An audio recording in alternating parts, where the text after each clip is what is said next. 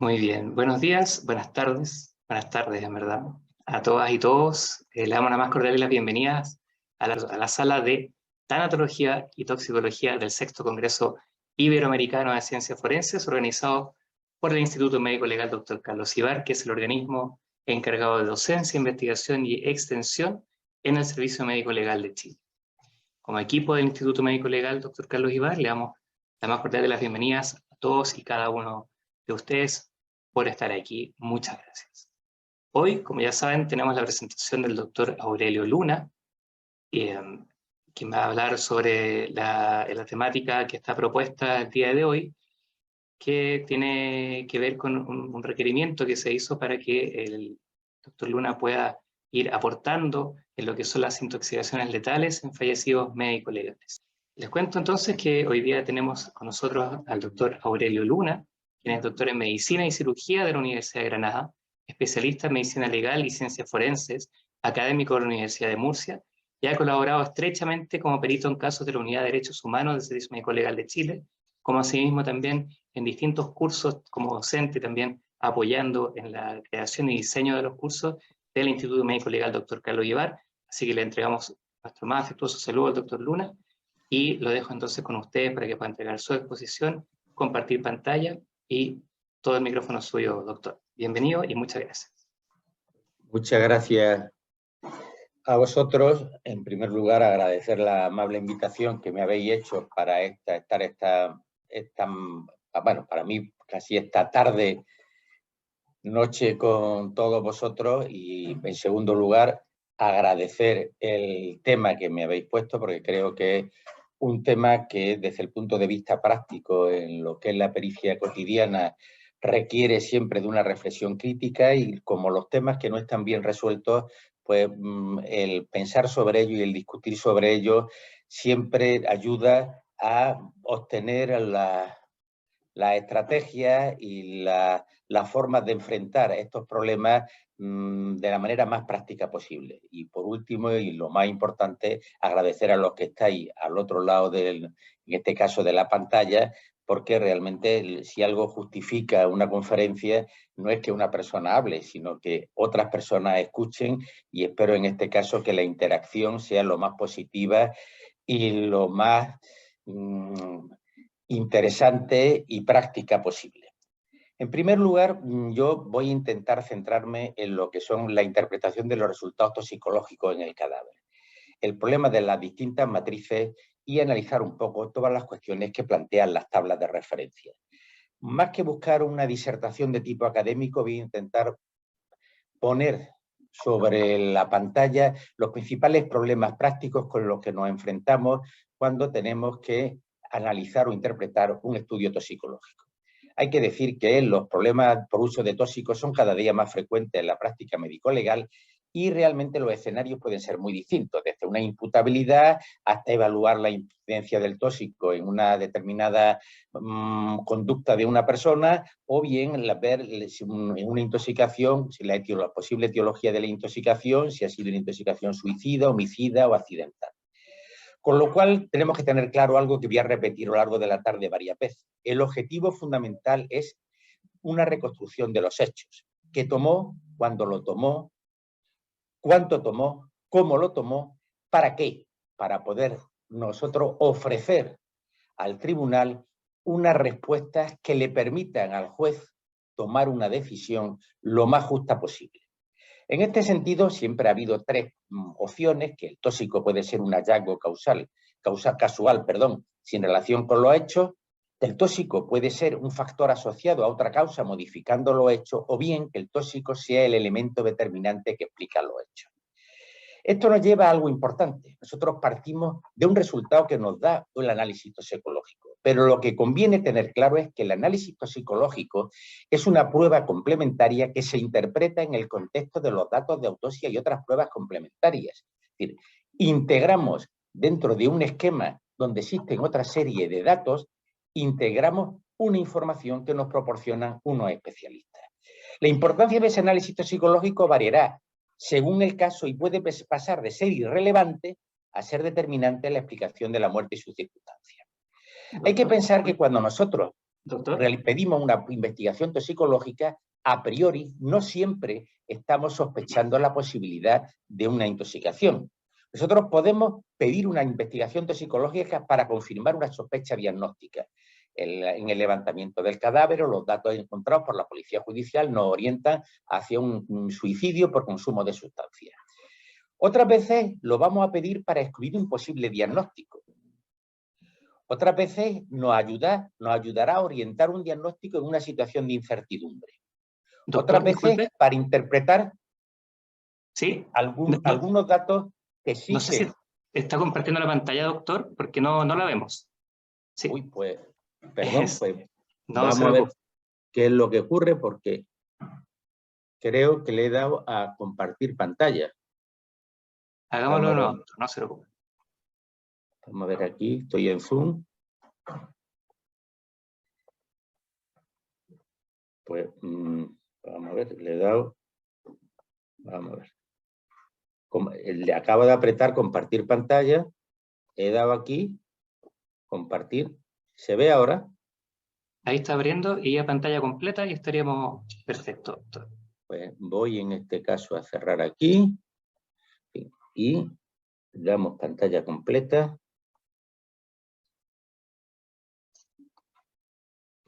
Voy para atrás. Bueno, estábamos en ahora esta... sí se ve súper. Bueno, pues os decía que podemos pedirlo para confirmar una sospecha diagnóstico, para excluir un posible diagnóstico, para orientar un diagnóstico en una situación de incertidumbre, para interpretar algunos datos o bien como una prueba de rutina. Pues bien, en todos los casos nosotros vamos a partir de una necesidad, y es de que para cualquiera que sea el objetivo de la prueba son necesarios unas muestras biológicas, unas matrices mínimas y una información mínima para poder integrar los datos. No se va a modificar para nada una prueba de rutina que para confirmar una sospecha diagnóstica, y tendremos que analizar si en este caso, para intentar excluir los artefactos derivados de una distribución post-mortem, el cociente entre sangre central y sangre periférica. Y para ello necesitaremos contar con las dos matrices, y como veremos posteriormente, en algunas situaciones, para saber si se trata de un consumo agudo único o si ha habido un consumo crónico previo, tendremos que partir del hecho de que habrá que utilizar otra matriz, como en este caso puede ser el pelo, para poder interpretar correctamente los datos. Hay que decir y partir de una premisa: el dato analítico es un elemento necesario, pero no es suficiente para la reconstrucción de unos hechos. Hay que recordar que cuando nosotros tomamos muestras, las muestras que vamos a tomar deben partir de un presupuesto mínimo con unas condicionantes que nos van a garantizar que tomamos la muestra necesaria. Es duro cuando nosotros hemos tomado muestras de forma insuficiente, bien porque como no hemos tomado suficientes muestras, no hemos tomado las muestras adecuadas, el tener que plantear la posibilidad de una exhumación para buscar muestras que en su momento pudimos haber cogido con mucha facilidad. Con lo cual, siempre las preguntas que nosotros formulamos y que tenemos que tener la respuesta antes de realizar una autopsia son: ¿qué muestras vamos a tomar? ¿Dónde las vamos a tomar? ¿Cómo las vamos a tomar? ¿Cuándo las tomamos? ¿Y por qué las tomamos? Si no tenemos respuestas a estas preguntas, mal vamos. Por lo cual, siempre, antes de realizar una autopsia, tendremos que tener un esquema previo sobre lo que vamos a recoger. Las muestras se pueden tomar en muchísimas situaciones: en sujeto vivo, en cadáver, en restos cadavéricos aislados, en restos óseos, en análisis medioambientales, en fauna cadavérica, en manchas biológicas. Recordar en este caso que muchas veces la fauna, sobre todo las larvas de algunos insectos, pueden ser una matriz muy útil en un cadáver en descomposición para saber si si consumía cocaína, si ha consumido benzodiazepina, en fin, una serie de fármacos que se identifican y se detectan en la fauna cadavérica. Al igual que en las manchas biológicas, en una hemorragia importante podremos no encontrar matriz suficiente en el cadáver, pero la ropa que se encuentra impregnada va a ser un elemento donde se puede trabajar y se puede obtener. Nosotros hemos ya protocolizado y hemos puesto varias sistemáticas de estudios de benzodiazepina en manchas de sangre en distintos soportes de tejido para ver si había alguna interferencia o no, y hemos comprobado que tiene un resultado bastante bueno en esta situación. Las posibles matrices biológicas son muchísimas. Sangre de diferentes orígenes, la femoral, la yugular, en cavidades cardíacas, orina, bilis, contenido gástrico, tejido, como puede ser el hepático, el renal, el cerebral, el muscular, pelo, hueso, humor vítreo, líquido cefalorraquídeo, líquido pericárdico, saliva, meconio, uña, manchas biológicas, incluso si me apuran, en determinadas situaciones con una torunda, si vamos a limpiar las fosas nasales en el supuesto que tengamos la sospecha que el sujeto haya podido esnifar cocaína de forma reciente, también va a ser otra muestra que vamos a poder utilizar. Las muestras son muy variadas y, por supuesto, tenemos que garantizar un mínimo de matrices para poder responder a las preguntas que hemos formulado previamente. Normalmente hay un mínimo, y en esto va a ser una sugerencia de mínimo. Para que no se nos olvide y generar rutina, es conveniente, por ejemplo, una de estas cajas que pongo aquí de clasificación, donde se colocan en cada hueco, se coloca un frasquito, que nos va a recordar que vamos a tomar una muestra biológica, de tal manera que en cada autopsia no vamos a dejar ninguno de los frascos que tenemos en la caja clasificadora vacía y vamos a poder remitirlo al laboratorio. ¿Qué pasa si no son necesarios? Pues si no son necesarios no pasa nada, se tira.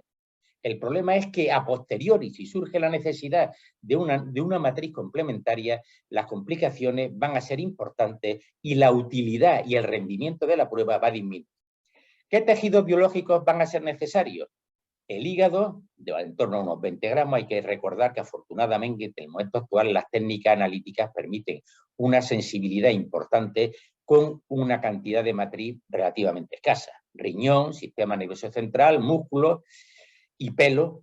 Veremos la función de qué necesidad, para qué nos va a servir el pelo, sabiendo que siempre se recoge en la zona parietal, estandarizando y marcando cuál es la zona distal y cuál es la zona proximal. Y en cuanto a fluidos biológicos, sangre femoral, sangre cavidades cardíacas, sangre yugular, bilis, orina, en algunos casos líquido cefalorraquídeo, humor vítreo y en algunos casos también líquido pericárdico. Hace falta un material de recogida y de almacenamiento adecuado. Hay que recordar que la sonda blanda, una jeringa como mínimo de 30, en fin, desechable, estéril, etcétera, etcétera, y los contenedores donde vamos a colocar las muestras biológicas, contenedores estériles que puedan cerrarse, en algunas situaciones utilizaremos preservante o no, en fin, ya dependerá de una serie de circunstancias. Pero algunas veces en el lugar de los hechos vamos a necesitar también analizar matrices no biológicas, puede ser aire expirado, en el cadáver no, pero el aire ambiental, alimentos, agua, diversos metálicos, etc. Siempre conviene recordar la clasificación que sigue manteniendo toda su vigencia que hizo Heinz en 1982, que son: los hallazgos toxicológicos indican que la muerte ha sido causada por el tóxico. En segundo lugar, los hallazgos toxicológicos son compatibles con que la muerte haya podido ser causada por el tóxico. Los hallazgos no son suficientes para justificar la muerte por un agente tóxico, pero podrían explicarla en unión de otros datos complementarios. Por ejemplo, una carboxihemoglobina de un 30% en una persona con una anemia severa. Los hallazgos toxicológicos son compatibles con cierta alteración de las funciones cerebrales, una alcoholemia de 1,7 gramos litro, 2,5 o 3 gramos litro. Los valores de las sustancias tóxicas pueden ejercer alguna acción tóxica, pero no tienen relevancia para el fallecimiento, por ejemplo, unas dosis terapéuticas de salicilato. O bien, los hallazgos toxicológicos carecen de significado. Puede ser una pumbemia de 45 microgramos o una dosis de paracetamol dentro de lo que es el rango terapéutico habitual. Y eso nos lleva a recordar lo que dije al principio, que el objetivo final de la autopsia es reconstruir los hechos y responder a las preguntas que plantea el juez instructor. Para eso estamos realizando nuestro trabajo y ese es el objetivo final de nuestro trabajo. Hay que decir que en patología forense la interpretación de los resultados psicológicos en el cadáver requiere el análisis de los elementos procedentes de la autopsia, de la diligencia de levantamiento del cadáver, y otros datos complementarios, porque el dato analítico aisladamente no es suficiente para la reconstrucción de unos hechos. La toxicología analítica, en consecuencia, es una herramienta de trabajo imprescindible, muy útil, que nos puede aportar una valiosa información para interpretar unos datos y de esa forma reconstruir en ocasiones unos hechos. Los principales problemas que vamos a tener en la práctica no proceden del laboratorio, proceden del trabajo previo al laboratorio, en cuanto el patólogo va a recoger la muestra. Primero, no recoger las muestras, bien por no pensar en ellas, o bien por pensar que no son necesarias. Inicialmente estamos convencidos que estamos en un cuadro de una horcadura normal y tomamos nuestra muestra para una serie de análisis complementarios, nuestras muestras de sangre femoral, y de pronto nos encontramos con una serie de fármacos que limitarían sustancialmente la capacidad del sujeto para realizar las maniobras previas a la horcadura. Y vamos a necesitar manejar otra información. Por lo cual, siempre tenemos que coger todas las muestras que puedan ser necesarias y partir de un protocolo previo que hay que elaborar y que hay que trabajar en colaboración siempre con el laboratorio. Bien, no recoger las muestras por olvido, por ignorancia o intencionalmente. Tenemos mucha prisa, y pensamos que no hace falta cogerlas porque en el caso está resuelto. Recoger las muestras de forma errónea. Conservar de forma incorrecta las muestras. Enviar las muestras inadecuadamente embaladas. Si estamos realmente próximos la sala de autopsia al laboratorio, como ocurre en la mayoría de los institutos, pues realmente estos procedimientos únicamente pueden verse interferidos si es una autopsia muy larga, tomamos las muestras al principio, terminamos muy tarde, se nos olvidó, dejamos las muestras en la pollata, no la identificamos adecuadamente, el etiquetado fue incorrecto, pero en fin, fijaros que las pruebas, las menos frecuentes, van a ser el análisis incorrecto de las muestras y luego la interpretación incorrecta de los resultados. Es fundamental tener en cuenta todos esos procesos, porque podemos introducir artefactos que van a distorsionar el resultado. Artefactos durante la recogida de muestras, artefactos durante la manipulación y el envasado, artefactos durante el almacenamiento, durante el envío en traslado y durante el análisis. Y fíjense que los procedimientos de control de calidad, cuando se habla de la acreditación, habitualmente uno piensa que lo que tiene que acreditarse es el laboratorio.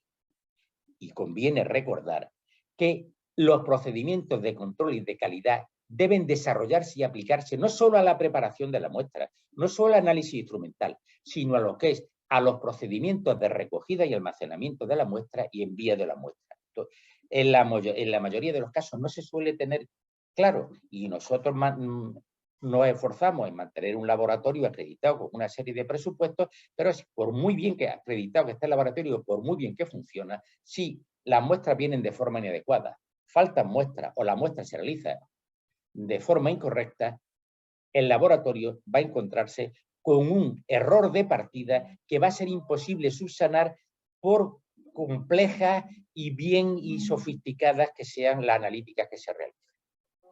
De otra parte, nosotros hemos encontrado un valor, pero ese valor va a estar condicionado por muchísimos factores. Y no quiero analizarlo de forma exhaustiva, pero sí quiero que quede presente las complicaciones y las dificultades que tienen tener presentes estos elementos. En primer lugar, las características de la sustancia, la toxicocinética y su metabolismo, la dosis. Es tan importante la cantidad que encontramos como si se trata de dosis única o de dosis repetida. La ruta de exposición, porque va a condicionar la toxicocinética.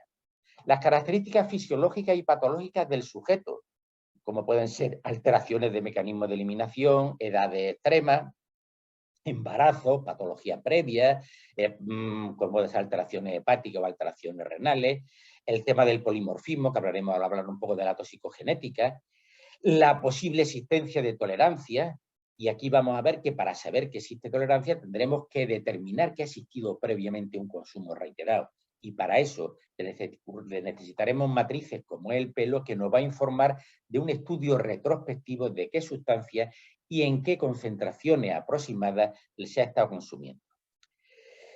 Por otro lado, un error importante suele ser hacer comparación errónea de distintos fármacos que están relacionados, tienen estructura química parecida, pero las características farmacodinámicas o farmacocinéticas son distintas. Las benzodiazepinas, no va a ser lo mismo estar hablando de una benzodiazepina de acción corta que de una de acción prolongada o de una acción intermedia. Tendremos, ahora les pondré un caso de una intoxicación por benzodiazepina, donde es necesario manejar esta serie de elementos. Como también es necesario incluir los metabolitos activos. Un metabolito toxicológicamente activo, hay que incluirlo y sumarlo a la sustancia inicial. Otra cuestión que tenemos que tener presente es el intervalo de tiempo transcurrido desde la absorción hasta la toma de muestras, en este caso hacia la autopsia. ¿Qué medidas terapéuticas se han aplicado al paciente antes de la toma de la muestra? Veremos que, por ejemplo, una reanimación cardiopulmonar puede modificar la redistribución de una sustancia en sangre, en el caso, por ejemplo, de la morfina. La presencia concomitante de otras sustancias o otros metabolitos, la redistribución post-mortem y el intervalo de tiempo transcurrido desde la muerte hasta la toma de la muestra. La data de la muerte es un criterio que hay que tener en cuenta para una correcta interpretación. Y, por supuesto, los métodos analíticos empleados y la estabilidad del compuesto analizado. Esto no suele ser problema porque los laboratorios lo tienen protocolizado, tienen sus sistemas, sus controles de calidad y responden de forma correcta de la sustancia que encuentra. Pero evidentemente, cuando nosotros hablamos de características fisiológicas y patológicas del sujeto, hay algunas cuestiones que sí son posibles y otras que no son posibles. Por ejemplo, alteración de los mecanismos de metabolización y eliminación. Pues vamos a hablar, por ejemplo, de una glicosilada en el transporte de la albúmina. Una albúmina glicosilada tiene una disminución en la capacidad de transporte de un tóxico. La fracción libre del tóxico va a ser mayor que un sujeto que tenga una albúmina normal. Debemos recordar que la albúmina es la principal proteína transportadora. ¿Sabemos realmente cuál es la tasa de glicosilación de albúmina? Por ejemplo, en una insuficiencia renal se produce una glicosilación de albúmina. Pues sería conveniente en determinadas situaciones, y luego veremos en qué casos, recurrir a esta serie de cuestiones. Patología previa, eso sí la podremos conocer. Embarazo, el tema del perfil genético, la diferente adaptación metabólica, es decir, si ha consumido una sustancia, de qué forma, etcétera, etcétera. Estas son informaciones complementarias que no siempre vamos a disponer, pero que sí siempre vamos a buscar para intentar conseguirla. En este caso, no podemos decir, bueno, los datos que tenemos de la autopsia son estos, los datos que tenemos del levantamiento, con esto vamos a trabajar. Va a ser necesario indagar, saber si hay historia clínica reciente, en fin, ya veremos un poco el protocolo que hay que aplicar. Siempre que haya metabolitos activos, se deben valorar conjuntamente. Y aquí vamos a plantear el problema de las tablas de referencia. Las bases de datos de referencia hay muchas, pero ninguna es perfecta. Es la primera cuestión que hay que tener en cuenta. ¿Por qué? Porque para realizar una tabla de referencia, cumplir unos criterios que están perfectamente estandarizados, hay que establecer previamente unos criterios de exclusión, unos criterios de partición cuando los valores que sostengan puedan estar secados por el sexo, la edad, la raza, etcétera, etcétera. Además, lo lógico sería realizar una selección a priori con criterios adecuados. Si la selección se realiza a posteriori, como ocurre en patología forense, en toxicología post-mortem, necesitaría tener un adecuado sistema de exclusión y partición.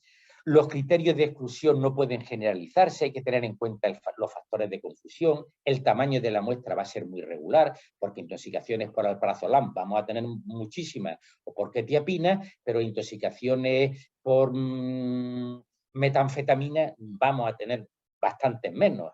Con lo cual, aun cuando se recomiendan por lo que son los criterios internacionales un tamaño de muestra de 120 sujetos por cada grupo y demás, no va a ser posible.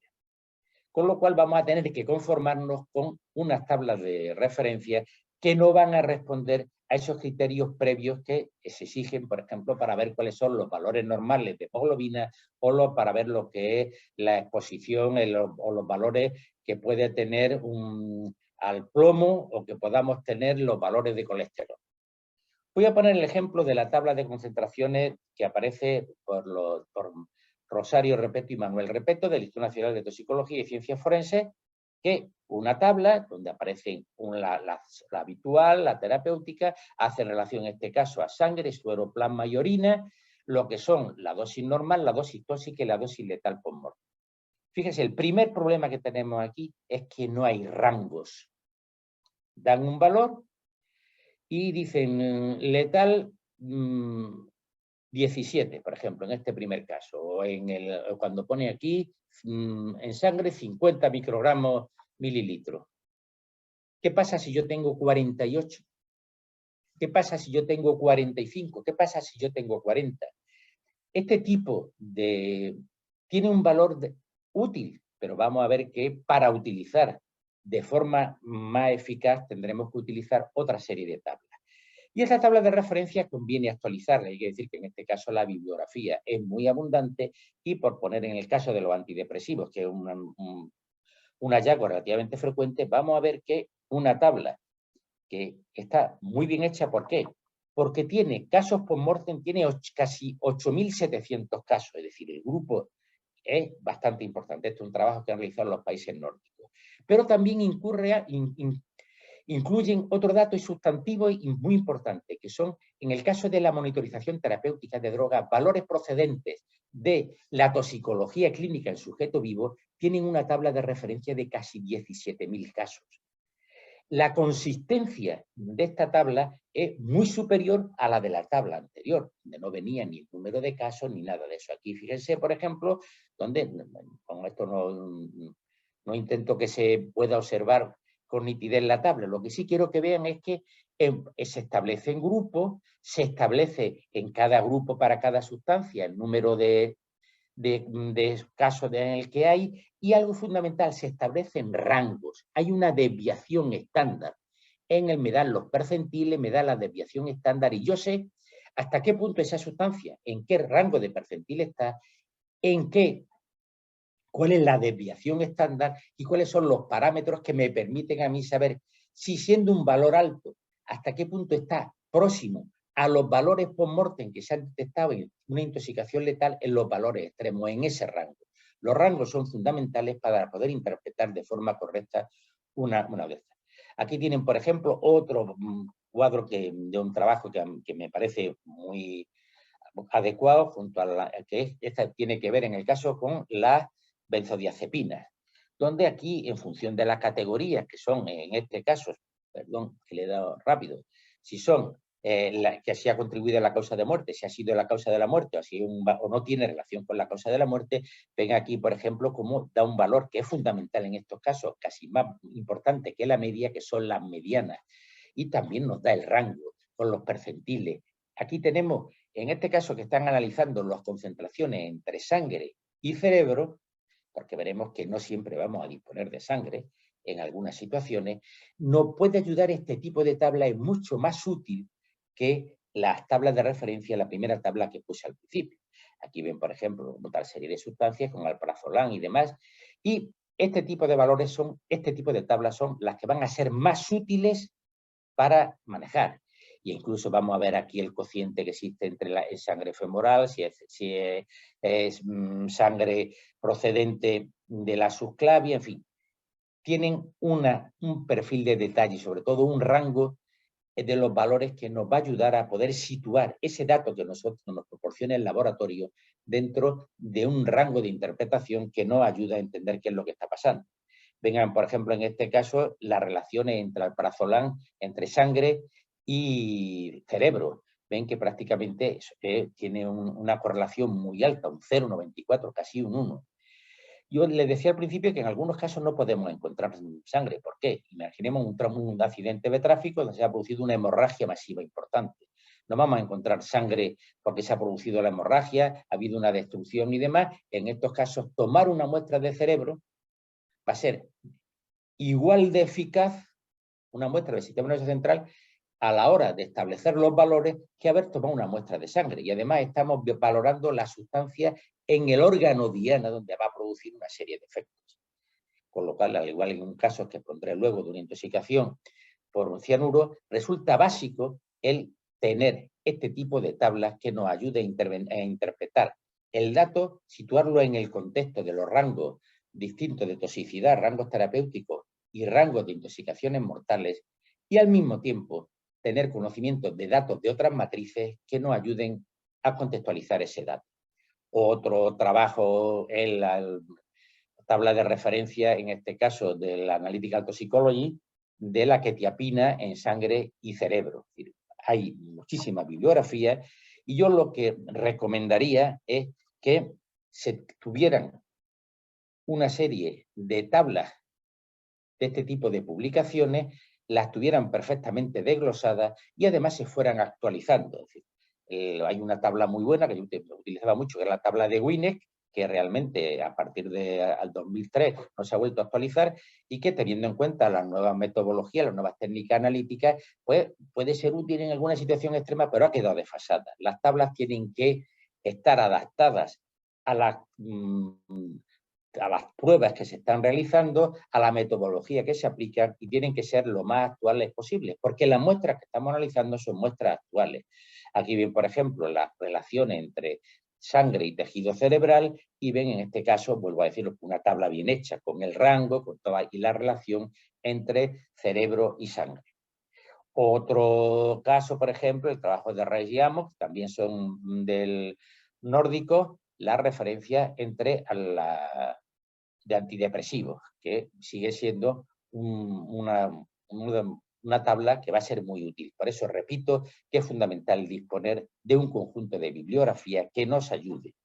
Bibliografía que no nos la tiene que proporcionar el laboratorio. Es decir, el laboratorio está para hacer los análisis y hacerlos bien. Y para confirmar que el valor obtenido corresponde al valor existente en ese momento en la matriz. Con lo cual, vuelvo a decir, eso corresponde al patólogo, que es quien interpreta el dato y quien da y quien coloca el resultado dentro del puzzle de la diversa información, quien tiene que realizar, y es el patólogo el que le interesa tener, en este caso, este tipo de información. Hay que decir que la tabla no es la Biblia para un creyente, sino que simplemente es una guía para interpretar los datos.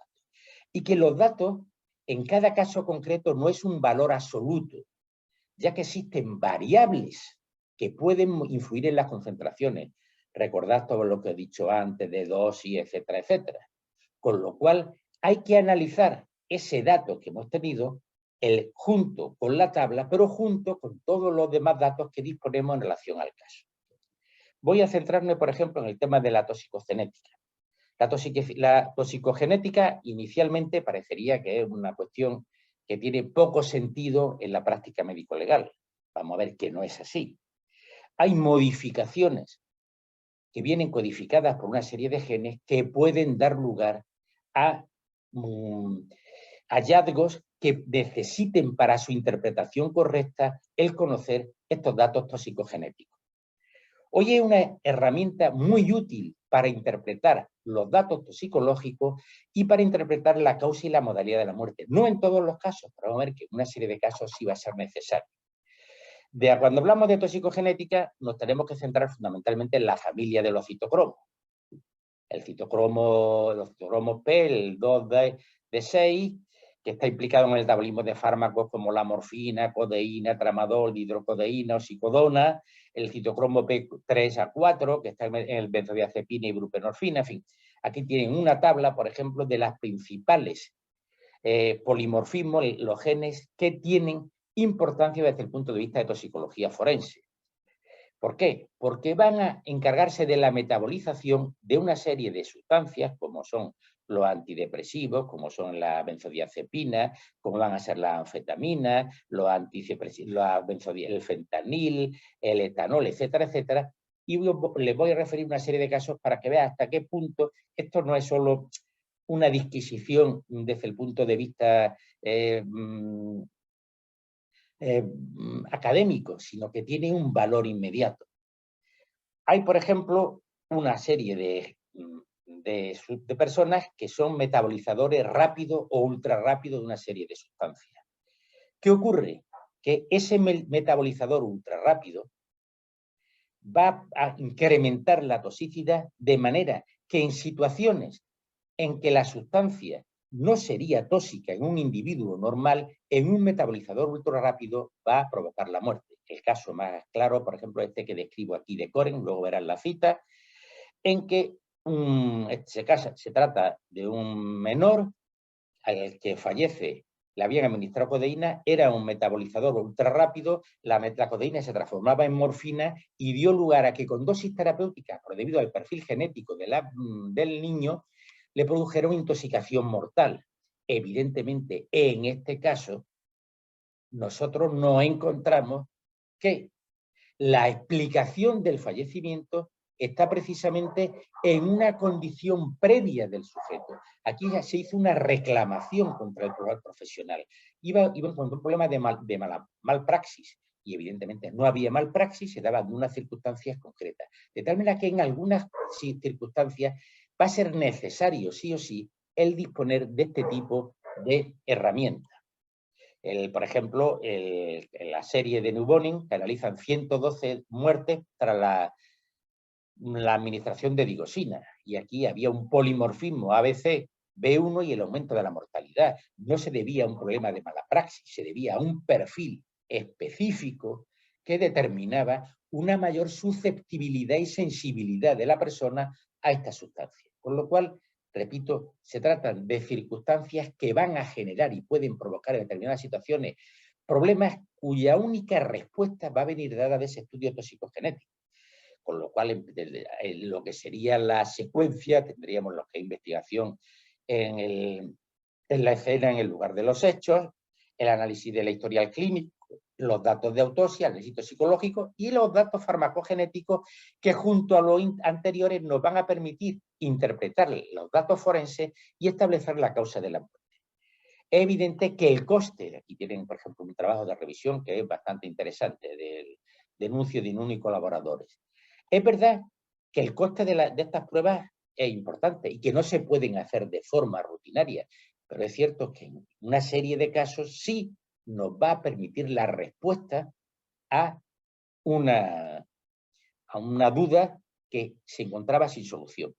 Eso significa que, por lo que yo estoy diciendo, que tienen los laboratorios de toxicología o un instituto médico legal que tener una rama de toxicogenética. No, en absoluto. El coste sería desproporcionado. Lo que no es desproporcionado y lo que sí es asumible es mandar en determinadas situaciones una muestra a que en un centro, normalmente en un centro clínico, en un centro que estudien, que se dediquen a estos temas, analicen esa muestra de forma ocasional, porque no van a ver, en fin, eso puede producirse como mucho en un 10 por 1000 de los casos.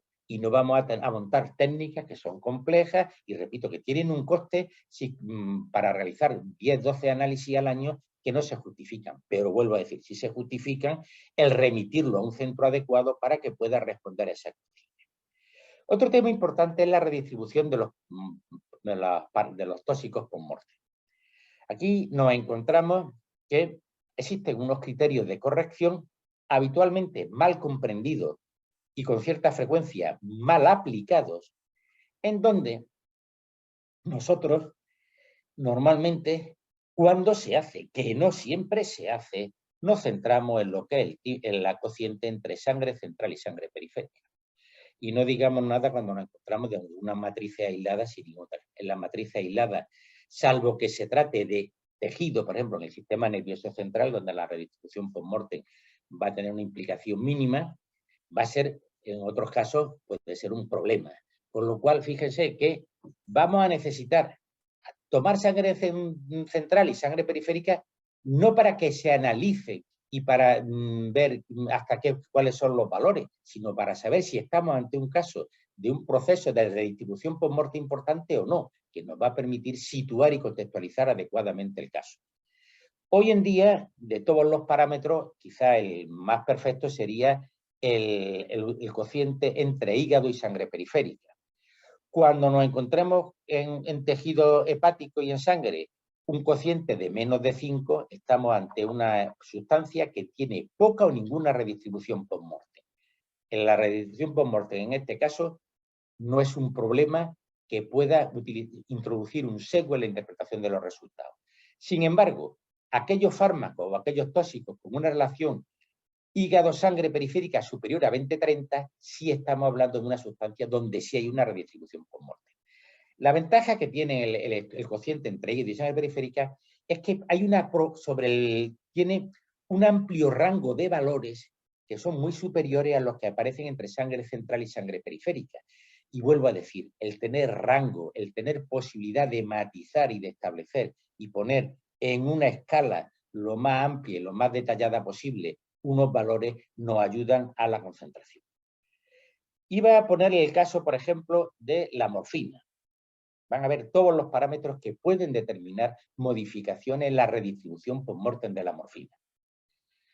Maniobras de resucitación. Fíjense en este caso la diferencia que hay entre los valores medios cuando no hay reanimación y cuando ha habido reanimación cardiopulmonar. Fíjese el incremento en los valores que puede ser de una unidad de magnitud. Es decir, realmente es un parámetro importante. Tenemos que saber si ha habido resucitación o no, porque nos va a ayudar a interpretar los datos. Fíjese, por ejemplo, la ruta de administración, según que sea por inhalación, por inyección, por vía endovenosa o por vía oral. Fíjese la trascendencia que tiene la vía oral, en este caso, para ver que existen unos procesos de redistribución mucho más importantes. La posición del cuerpo. El sujeto el cadáver se encuentra en depósito supino, en decúbito supino, prono, acostado en el lado izquierdo o en el lado derecho. Fíjense que hay modificaciones para el mismo sujeto en función de la posición del cadáver en la distribución y en los valores que vamos a tener de morfina. Con lo cual, vuelvo a decir, interpretar un dato requiere tener presente toda esa serie de factores que pueden introducir modificaciones en la distribución post-mortem. Aquí tienen en este caso los valores en función del cociente entre sangre cardíaca y sangre periférica, teniendo en cuenta en este caso el índice de masa corporal, el intervalo post-mortem, en fin, esto es una tabla como debe ser, donde tienen una serie de parámetros que nos van a ayudar a colocar esa pieza que nos proporciona el laboratorio dentro de un contexto mucho más preciso. Pero al mismo tiempo, ese valor necesita de otra serie de informaciones previas que ya lo he enunciado al principio. ¿Hay algún tratamiento farmacológico previo o coincidente con el fallecimiento? Es importante. ¿Hay un consumo habitual u ocasional de sustancias con fines recreativos o de abuso? ¿Hay una exposición laboral o ambiental? Porque en muchos casos nos puede explicar esta información un valor que estamos obteniendo y algo importante a la hora de poder analizar y explicar interacciones entre sustancias.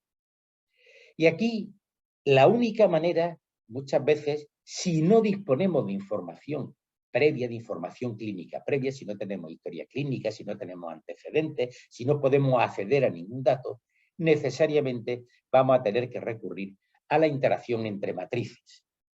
Ver los valores que existen en tejidos, ver los valores que existen en pelo y ver los valores que existen en sangre, nos van a permitir comprender precisamente hasta qué punto nos encontramos ante una intoxicación reciente, ante un consumo crónico de una sustancia con acumulación en unas dosis que son similares o parecidas a la dosis última que hemos encontrado. En fin, eso nos va a permitir interpretar los datos, pero para eso es necesario contar con información previa del historial clínico y, en última instancia, saber que existen matrices complementarias que nos pueden ayudar a interpretar de forma correcta el caso. Y conviene no olvidar una cosa, que la toxicología clínica es una información de referencia necesaria.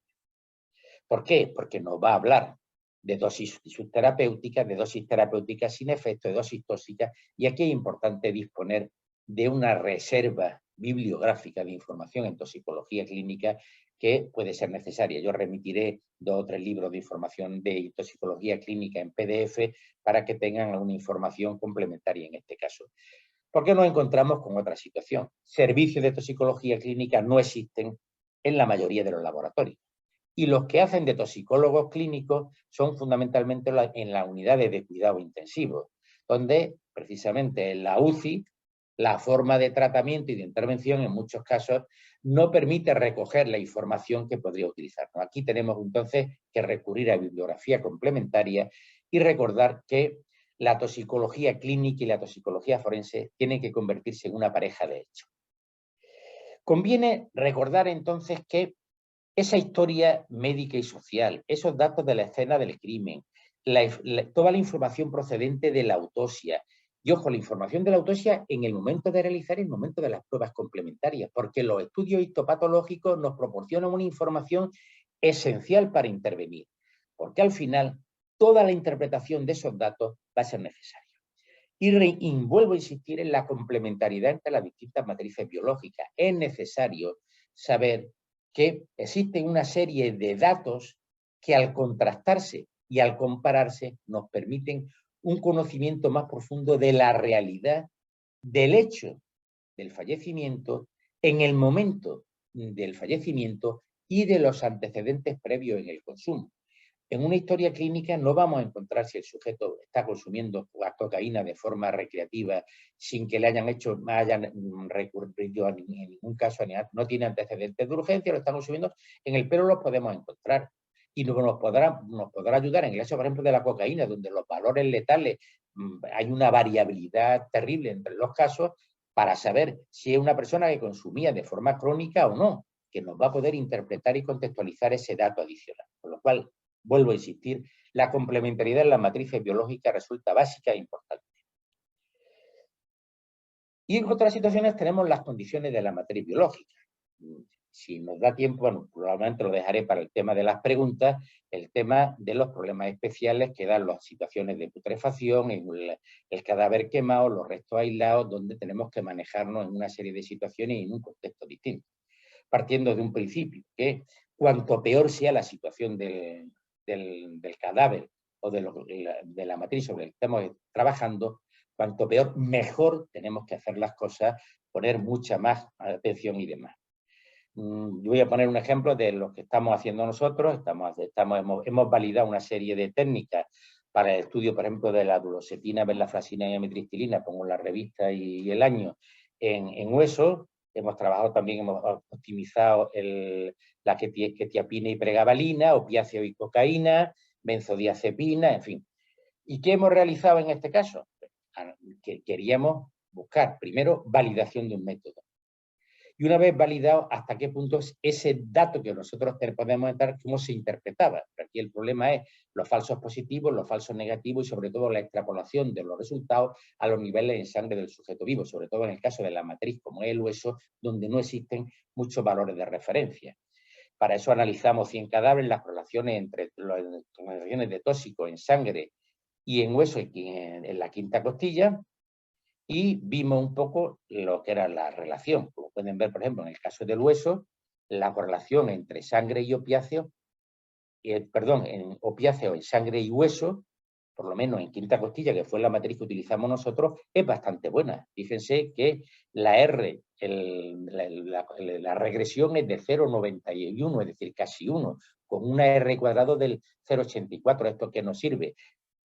Que con nuestros datos podemos interpretar y asignar un valor obtenido en hueso a un valor en sangre con un rango de certeza más que apreciable.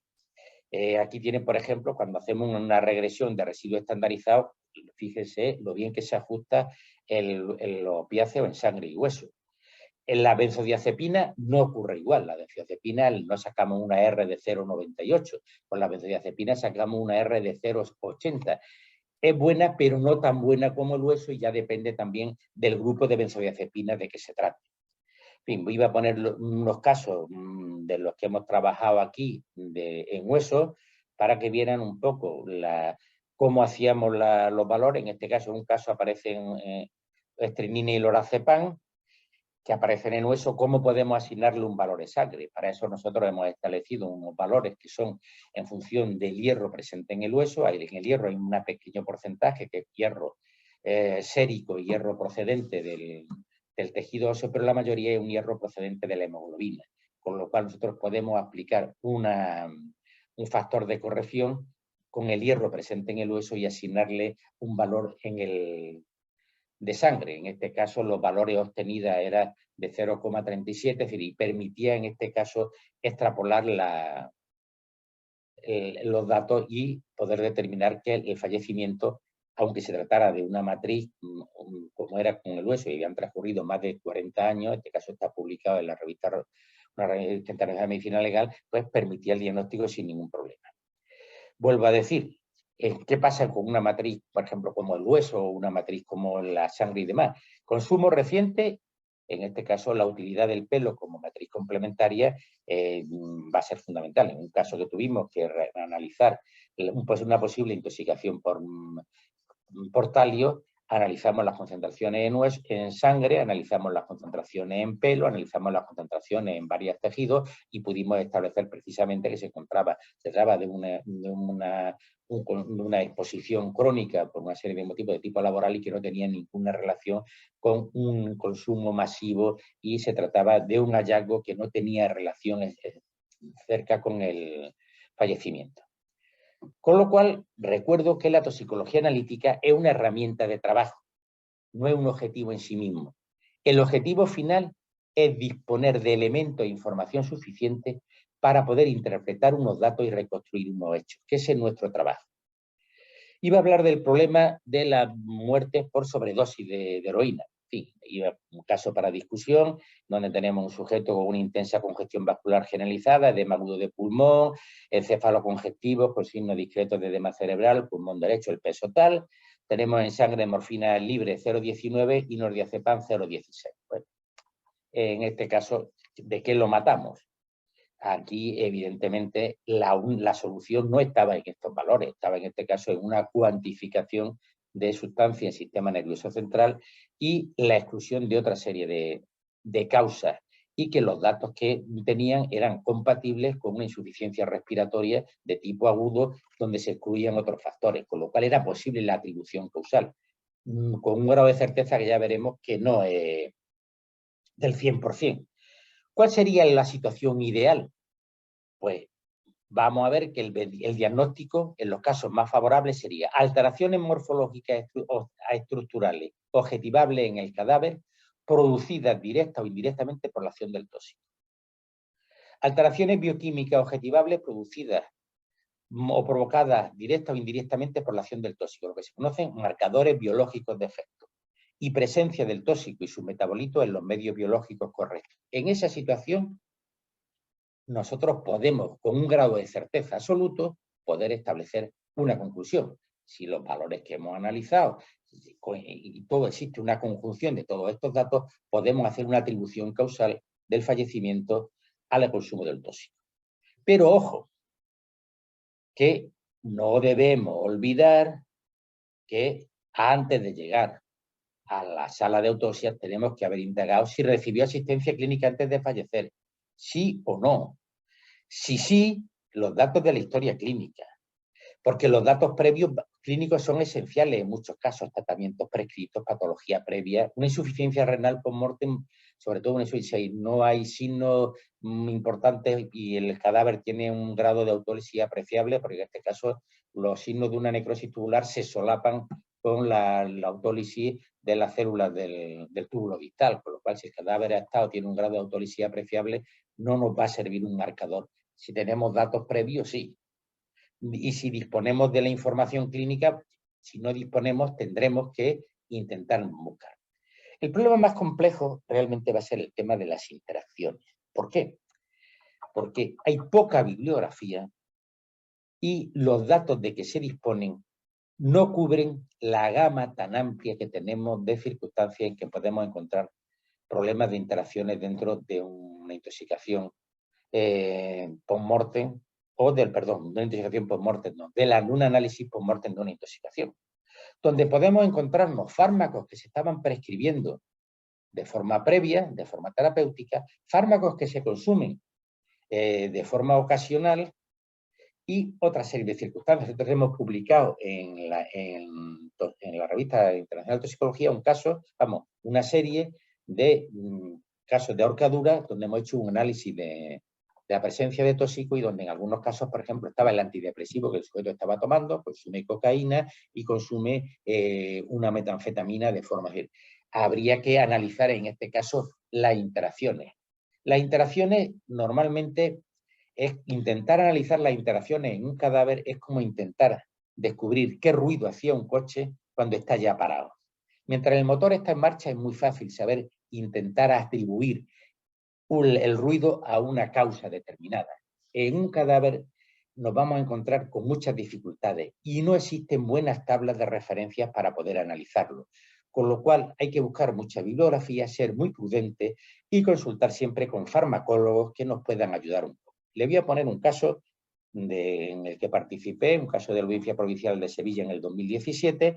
Se trata de una persona, de una mujer, que acude a un jardín de la ciudad de Sevilla, que en este caso el Parque de María Luisa, se lleva una serie de fármacos para escribir una nota de suicidio e ingiere una cantidad determinada de pastillas. Y mientras está inconsciente, llega una persona, le produce unos desgarros porque la viola, introduciendo el puño, en fin, le produce unos desgarros, luego la viste y le provoca una hemorragia. ¿Qué problema se planteaba aquí?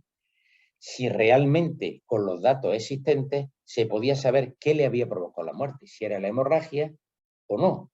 ¿Qué papel había jugado en este caso los desgarros para calificar penalmente? Se podía convertirse desde un caso de una prisión permanente revisable, que sería el equivalente a una cadena perpetua, con la más, o bien simplemente un factor complementario en el fallecimiento, con lo cual sería un homicidio con agresión sexual, con lo cual no estábamos ante un asesinato y la calificación era distinta. ¿Qué nos encontraban? Bueno, aquí en este caso no me lo mandan. En sangre me encuentro pues aminoclonazepam 0,15, clonazepam 0,02 miligramos litro, diazepam, fenobarbital, nordiazepam, oxazepam. Esto es lo que aparece en sangre. Aquí, por supuesto, solamente habían cogido sangre femoral, no habían cogido sangre, no existía el cociente, sangre periférica, sangre central, y por supuesto hepática ni de cine.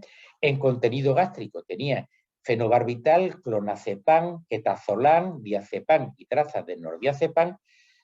¿Por qué en este caso pongo las trazas y aquí está el nordiazepam? Porque veremos que una de las cuestiones que había, qué tiempo había transcurrido desde que ingiere la sustancia hasta que se aparecen en esas concentraciones en la sangre.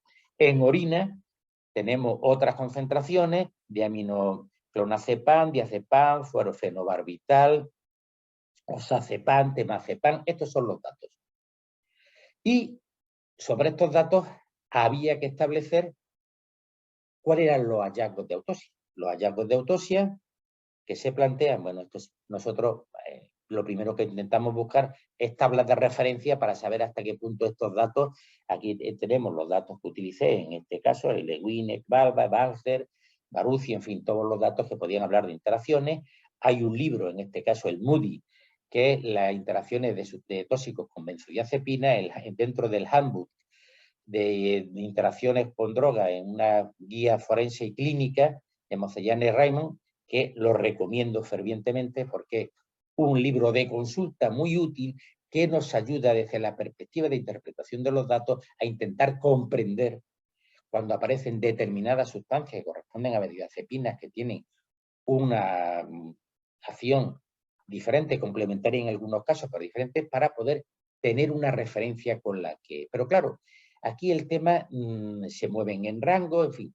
La situación era que, salvo la concentración de fenobarbital, el reto estaba dentro de los rangos terapéuticos, pero evidentemente desde el punto de vista terapéutico nadie pondría clonazepam, diazepam y oxazepam. Tiene una acción sinérgica potente, esta la había ingerido con fines precisamente suicidas. Además, había el 7-aminoclonazepam, que es un metabolito procedente del clonazepam, y el nordiazepam, que es un metabolito farmacológicamente activo, que había que incluirlo y sumarlo. Por lo cual, con esos valores nosotros estábamos ante unos valores tóxicos, de toxicidad clara, directa, pero no llegábamos a los valores letales. Faltaba, en este caso, un rango de 0,02 en la sustancia menos aproximada a ese rango, y en la sustancia más próxima el rango era 0,01. No estábamos dentro de rangos letales. Aquí realmente la primera cuestión que había que plantear era que estábamos con unos datos de autopsia, que era una congestión vascular generalizada, tromboembolismo en pequeñas arteriolas, hígado, corazón y tiroides normal, y se planteaba un problema: ¿cuál era el volumen de sangre que había perdido? Y aquí el primer problema era que había que hacer una extrapolación. Según un informe de autopsia, nosotros aplicamos una fórmula que es la fórmula de Baker, en función de la superficie corporal, que nos da un volumen de sangre. En la de Nadel nos daba un valor de referencia, los límites estaban en de 3,02 litros, y con una serie de focos hemorrágicos. ¿Qué había? Que en la autopsia aparecían una serie de datos, pero lo único que estaba cuantificado, había un desgarro, había una extensa hemorragia en lo que era en el ano, había un desgarro rineal en recto importante, había una hemorragia interna, pero la hemorragia interna era pequeña, eran solo 250 mililitros, no justificaba. Todos esos datos, todas esas lesiones que tenían eran lesiones vitales, con una evolución por la presencia de neutrófilos que pudimos establecer que tendría que tener una evolución mínima de 1 hora de evolución. Con lo cual, fíjense, tenemos una persona que fallece con un volumen de sangre que estaría en torno a 3,2 litros, que el único volumen preciso son los 250 gramos de sangre de aspecto pastoso, y donde hay una serie de manchas de sangre, tanto en la ropa como en... ¿Qué pasaba? ¿Cómo podemos nosotros cuantificar esa mancha de sangre que está en la ropa? ¿A qué sangre corresponde? ¿A qué volumen de sangre? En este caso, lo que sí se hizo fue recortar porque no habían destruido la ropa, afortunadamente, y hacer un cálculo haciendo una elución de la hemoglobina y comparándolo con los valores, e intentar ajustar a una dosis probable. Pero fíjese, es que cuando hablamos de estas benzodiazepinas, no solo tienen una acción sinérgica en relación con la depresión del centro respiratorio, es que además tienen una acción miorrelajante y potencian el sangrado, porque disminuyen la capacidad de contracción de los vasos, con lo cual el tema de la homeostasis está disminuido. Esto lo saben muy bien los anestesistas cuando utilizan para sedación complementaria las benzodiazepinas en intervenciones quirúrgicas donde se puede producir un sangrado. Con lo cual encontrábamos unas sustancias que pueden jugar un papel, analizando los efectos complementarios, jugaban un papel importante dentro de lo que sería la depresión del sistema nervioso central, y que justificaría que la persona en el momento de la agresión se encontraba en coma, pero al mismo tiempo que esas sustancias, y hemos visto que por el tiempo transcurrido y la presencia en orina y la relación entre contenido gástrico y sangre periférica, se había producido había habido tiempo suficiente desde la ingestión para producir un tiempo mínimo paso a la sangre, y la evolución de las lesiones ha producido una dificultad en el control de la vasoconstricción, por lo cual habían fomentado la hemorragia. Había jugado la benzodiazepina en contra de lo que eran los elementos y los valores en el sistema nervioso central, y al mismo tiempo habían favorecido la relación de la hemorragia, y habían favorecido la dificultad de la adaptación del organismo al shock séptico.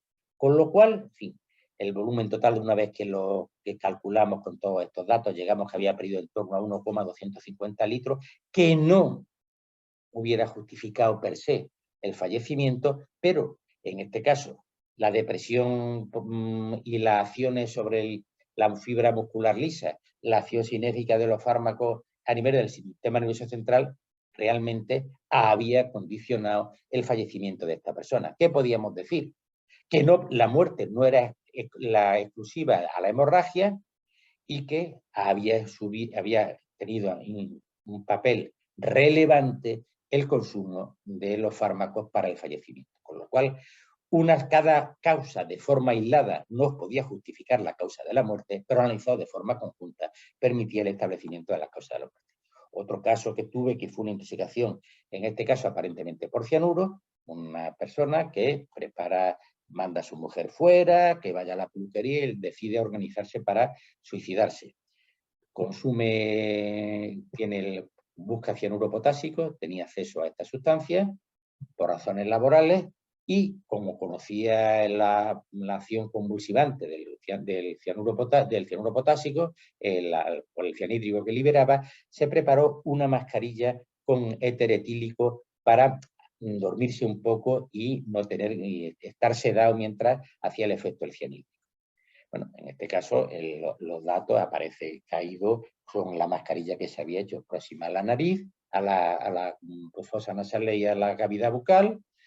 Encontramos en este caso con el contenido que analizamos, contenido gástrico, sangre femoral y sangre cardíaca. Lo que llama la atención es que el contenido gástrico tiene una concentración muy alta de cianhídrico y había todavía restos de cianuro potásico. En la sangre femoral y la sangre cardíaca y en el tejido cerebral no aparecían restos de cianhídrico, con lo cual llamaba la atención. Pero sin embargo, cuando analizamos las concentraciones de éter etílico en tejido cerebral, en sangre femoral y en sangre cardíaca, encontramos unas concentraciones altísimas, unas concentraciones letales de éter etílico. Esta persona que había querido suicidarse con cianhídrico había fallecido precisamente por una depresión respiratoria provocada por el éter etílico, puesto que al colocarse la mascarilla perdió el conocimiento y siguió respirando éter etílico y falleció antes de que se pudieran producir los procesos de absorción y distribución del cianhídrico. La causa de la muerte no era lo que parecía, que era el cianhídrico, que aparentemente tenía todas las papeletas para serlo, y con los hallazgos del lugar de los hechos y con la concentración que tenía y la gran cantidad de cianuro potasio que tenía en el contenido gástrico, parecía lo razonable, y sin embargo lo que había fallecido en este caso había sido por una intoxicación de éter etílico, que es lo que le había producido el fallecimiento. Con lo cual, en fin, nos movemos en un parámetro donde a mí me gusta recordar lo que, a modo de orientación, lo que es la guía de Handy para la ciencia moderna, que dice que si es verde o se retuerce es biología, si huele mal es química, si no funciona es física. Hay dos extensiones que son que si es incomprensible son matemáticas, si no tiene sentido es economía o filosofía, y si es todo lo anterior es medicina. ¿A qué me refiero? A la complejidad que tiene desde el punto de vista de los conocimientos actuales, nuestras limitaciones, a la hora de poder comprender en muchos casos unos datos donde no siempre vamos a tener respuestas. Con lo cual, cuando nosotros llegamos a unas conclusiones, que hemos dicho que partimos de los datos de análisis toxicológico, de los antecedentes existentes en la historia clínica, de las circunstancias de los hechos, los datos del levantamiento, las testificales, los datos de la autopsia, de ese conjunto de datos nosotros vamos a manejar unas conclusiones. Las conclusiones las debe elaborar el patólogo, con la ayuda del toxicólogo, de acuerdo, pero quien hace el diagnóstico final es el patólogo. Y en ese sentido nos vamos a encontrar que en algunos casos podremos llegar al grado de certeza, donde podemos decir un grado de certeza positivo o negativo. ¿Fue la causa o no fue la causa? Pero en otros casos tendremos de compatibilidad sin ningún dato compatible, sin ningún elemento discordante, tendríamos una probabilidad superior al simple azar, o bien con datos con elementos discordantes, grados de simple posibilidad. Y con lo cual al final nosotros vamos a jugar en un terreno bastante complicado. ¿Por qué? ¿Tenemos datos de referencia? Sí, pero los datos de referencia, esto es muy parecido a lo que ocurre en el caso de la data de la muerte. Nosotros nos manejamos en algunas situaciones complejas en lo que es densidad de probabilidad, que son términos estadísticos que no siempre entendemos bien, y no digo nada a la hora de explicárselo al juez. Con lo cual, de la certeza a la incertidumbre total, al final tenemos que tener claro que hay tres palabras que hay que saber pronunciar cuando corresponde, que es no lo sé. Y no hay que tener vergüenza, en muchos casos, de poder decir que a pesar de todos los datos, a pesar de todos los esfuerzos que hemos realizado, no podemos llegar a una conclusión clara. Eso, si sabemos explicar al juez el esfuerzo que hemos realizado, el procedimiento y el proceso que nos lleva a decir que no lo sé, muchas veces los jueces lo entienden y los jueces saben y tienen que buscar otro, porque el juez también maneja un coeficiente de incertidumbre en sus decisiones importantes. No siempre nuestro dato va a ser concluyente. Y está más acostumbrado a negociar y a trabajar con la incertidumbre el juez que nosotros, quizás. Y en ese caso tenemos que llevarle al juez al ánimo de que no hay insuficiencia de los métodos que hemos ampliado, que no hay insuficiencia de esfuerzo ni de trabajo, que no es que en las pruebas analíticas estén mal hechas, que no es que la anatomía patológica se ha hecho de forma insuficiente, es que a pesar de todo eso, no hay unos datos que nos permitan dar una confirmación clara. Entonces, debéis recordar que en torno a un 15 o un 20% de los casos, este porcentaje de incertidumbre va a estar presente y vamos a tener la necesidad de explicarlo y de explicarlo correctamente. Porque, en fin, aquí me van a permitir que ponga un poco cuál es el proceso para resumir. Desde que nosotros comenzamos, que sería, voy a poner el desembarco en la playa de la hipótesis, nosotros tenemos unos datos del levantamiento donde sospechamos una serie de cosas. Después de que hemos recurrido a esta cuestión, tenemos que ir a lo que sería al monte de la selección y recogida de muestras, todo perfecto, a la jungla de las técnicas, el envío de muestras al laboratorio, que también es un punto crítico, donde hay una estrellita amarilla, es un punto crítico.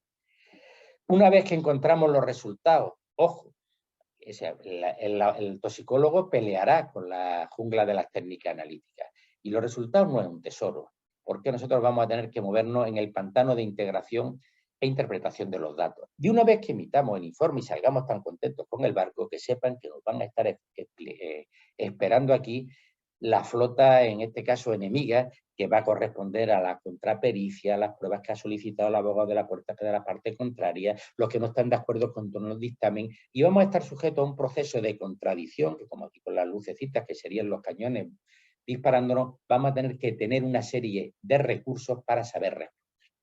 Y esos recursos van a proceder fundamentalmente de la solidez con que nosotros hayamos seguido el proceso en la interpretación de los datos, de la solidez que hayamos tenido en la selección y recogida de la muestra, de la solidez que hayamos tenido en todos esos puntos críticos en el envío y demás.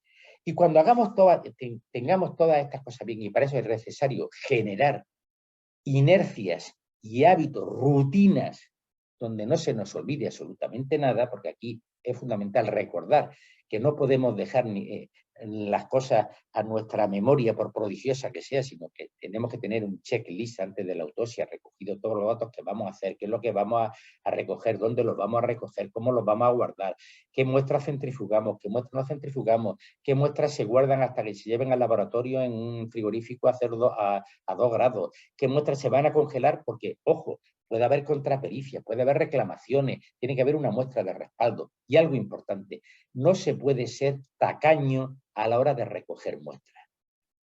Cuanto más muestras se recojan dentro del sentido común y del sentido lógico, mejor, porque la muestra que no se utilice no habrá ningún problema, se descarta o se tira, pero la muestra que no se ha recogido va a ser imposible volverla a recoger en las condiciones y en el momento de la autopsia. Entonces, eso tenemos que tener en cuenta, que nosotros no podemos volver atrás, no hay una moviola que nos permita retroceder en el tiempo.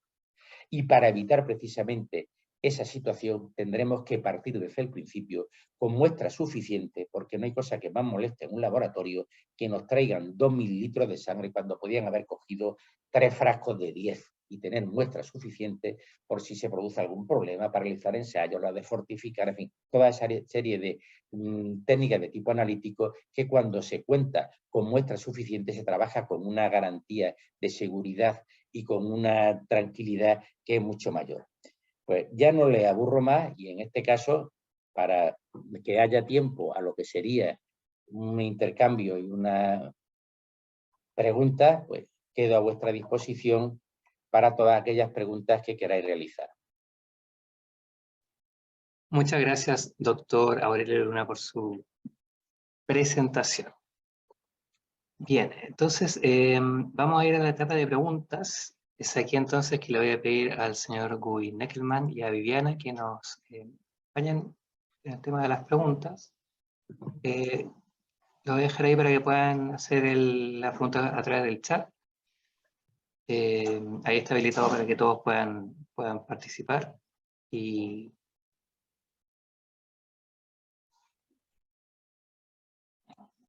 ahí tiene micrófono Vivi y micrófono Gui.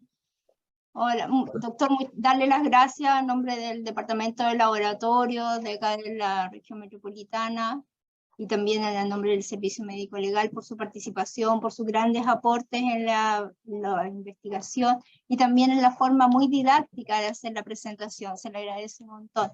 Me permiten que no veo preguntas o no está activado el chat.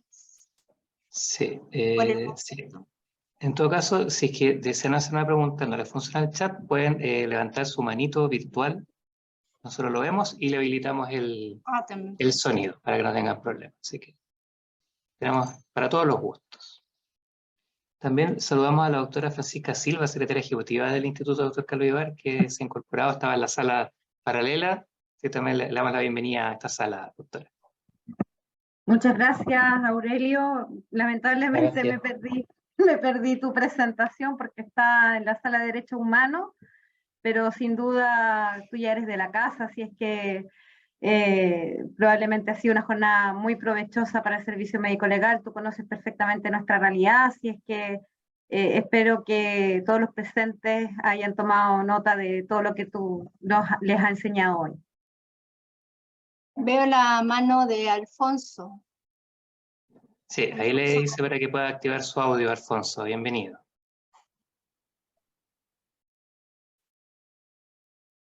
Sí, sí, sí.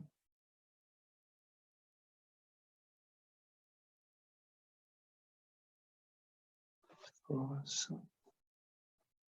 Ahí. Tiene un mensajito para que active su audio, Alfonso. Aló, buenas tardes. Sí, hola, sí, se escucha súper. Buenas tardes, doctor. Muy buena su presentación.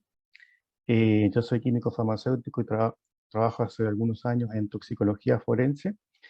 Y mi pregunta tiene que ver con el uso de excesivas muestras, ya que nosotros en nuestra institución tenemos como distintas escuelas, podría decirse, en cuanto a tomar un número grande de muestras para asegurar lo que usted muy bien dijo al final, o tomar muestras, determinadas muestras, un mínimo básico, que se basa básicamente en tomar siempre sangre, las dos sangres, cardíaca y femoral, pero no tomar un número muy grande porque la interpretación principal se hace a través de la relación entre las concentraciones en sangre y en tablas, y no en otras matrices como orina, por ejemplo.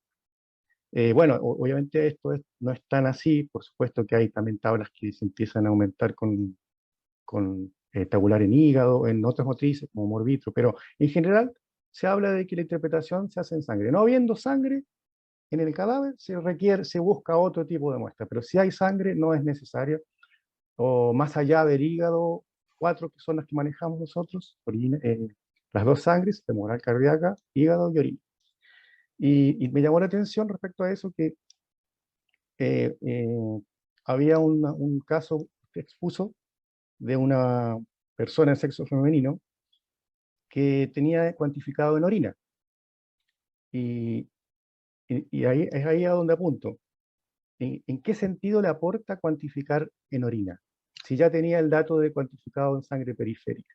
Porque Bueno, he puesto este caso precisamente para precisar que en algunas situaciones yo tengo que saber cuánto tiempo hace que se consumió. Y para que una sustancia se metabolice y se elimine en orina, se requiere de una secuencia de tiempo. ¿Qué ocurre con este tipo de matrices? En la mayoría de los casos es suficiente con sangre periférica y sangre central, es evidente. Pero hay determinadas situaciones, y en este caso era paradigmático, donde eso se queda cojo. Necesitamos de una información adicional, porque no siempre la pregunta es ¿esta sustancia ha podido producir la muerte? Sino en algunos casos, yo recuerdo un caso, una discusión entre dos varones en que uno apuñala a otro y curiosamente cuando vamos a realizar había cantidad de testigos, discuten en una taberna y el fallecido tenía una alcoholemia de 4,8.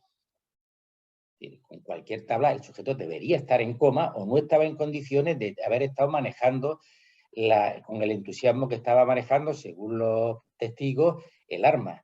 Interpretar este dato que de pronto surge y requiere de una aclaración, es lo mismo cuando planteo, por ejemplo, la necesidad de tener pelo en una persona que esté consumiendo de forma recreativa y no lo sepamos. Ese dato que es necesario a lo mejor en un 5% de los casos y es innecesario en el 95%, hace que si lo tenemos y no lo utilizamos no pasa nada. Es decir, en el laboratorio, yo ¿cómo empezaría a trabajar? No empezaría a trabajar con todas las matrices, empezaría sangre central, sangre periférica. Me parece correcto. Con los datos que yo obtengo y los datos que tiene el patólogo, ¿se puede responder a las preguntas que plantea el juez? Porque, ojo, nosotros no respondemos a nuestra curiosidad científica. Nosotros respondemos a la necesidad del tribunal de conocer los hechos y las circunstancias que han rodeado al fallecimiento. Y para eso, en una serie de datos necesitamos unas matrices complementarias, sí o sí. Si las tenemos, las podemos utilizar porque están almacenadas. Si resulta que con sangre periférica y sangre central hemos resuelto el problema, se desecha y se destruye en las otras matrices. No hay ningún problema. Se destruyen con mucha facilidad. Lo que no es tan fácil cuando a posteriori se suscita el problema, intentar recuperar esas matrices.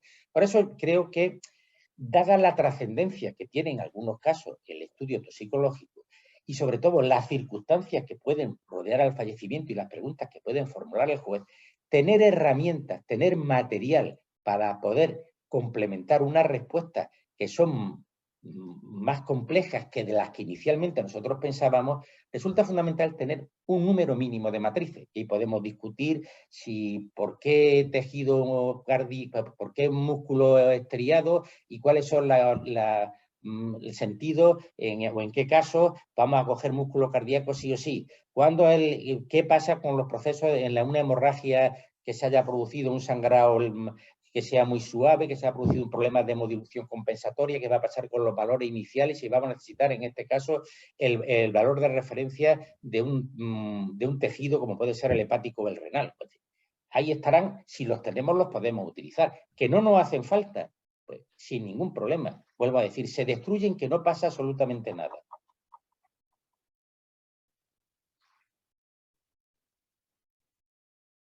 Ok, gracias. De nada.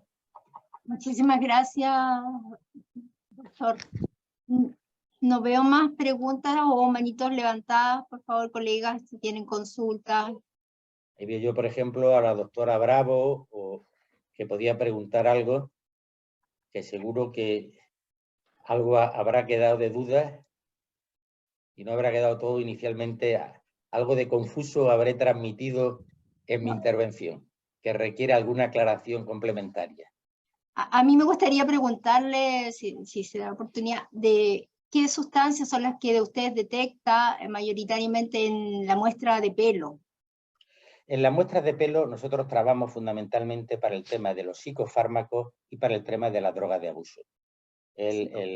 Aunque en algunos casos se ha planteado, por ejemplo, para algunas intoxicaciones, por ejemplo, con talio, donde no sabemos si ha sido una dosis única final o ha habido un proceso de impregnación previo. En esas circunstancias, es decir, en pelo trabajamos fundamentalmente drogas de abuso, psicofármacos y algunos metales tóxicos que puedan plantear, en este caso, si se trata de una impregnación crónica por exposición ambiental o laboral, o bien de una impregnación reciente por un hallazgo único.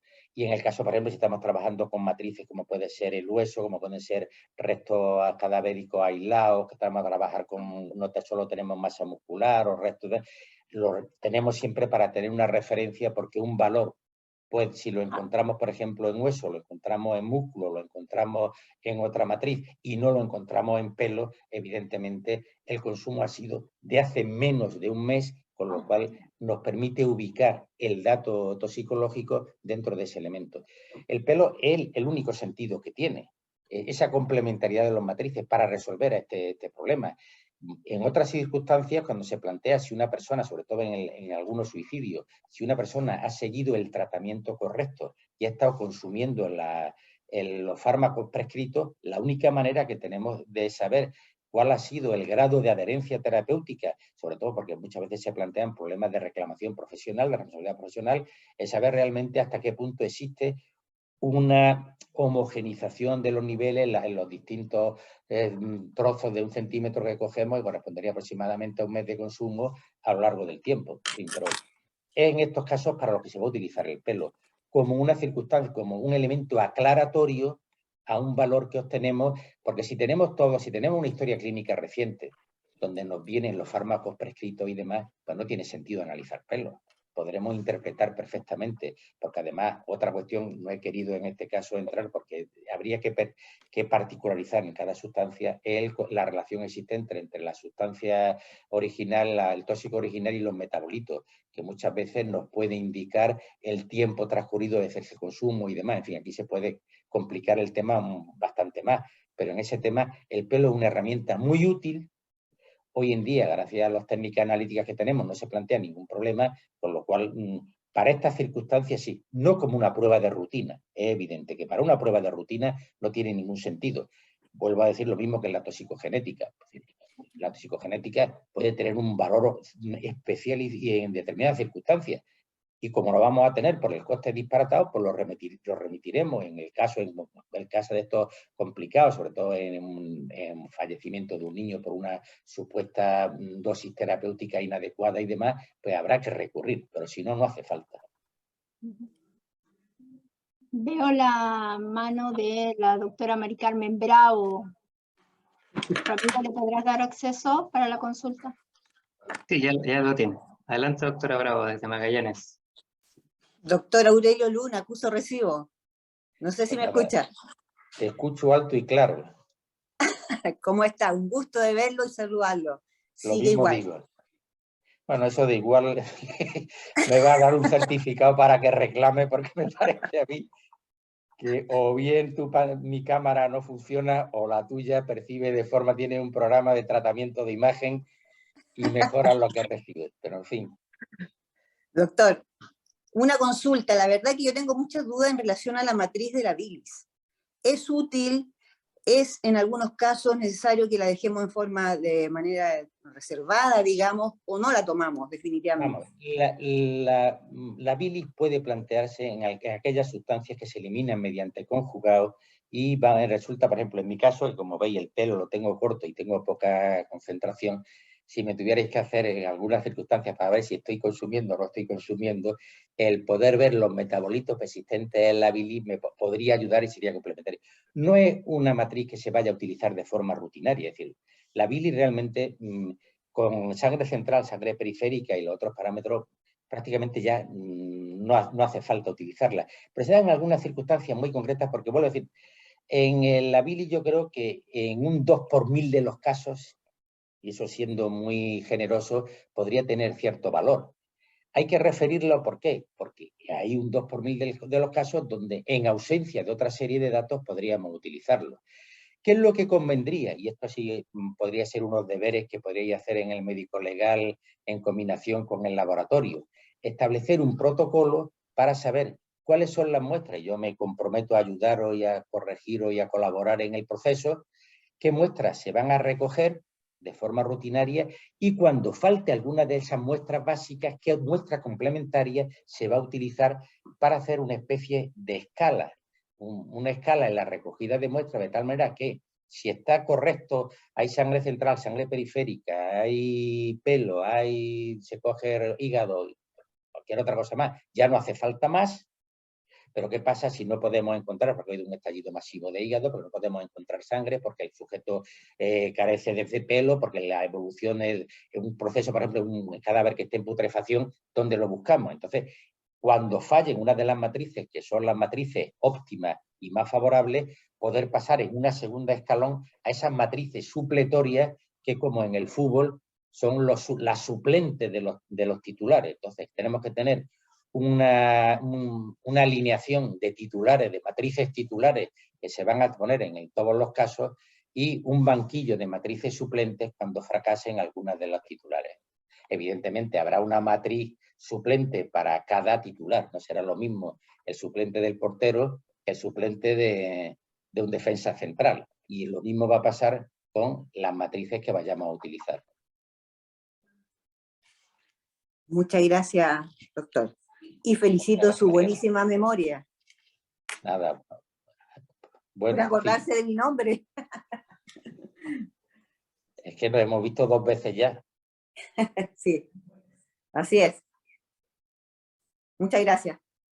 De nada, Carmen. Hay una mano levantada de Marcos Bastías. Marcos, adelante, por favor.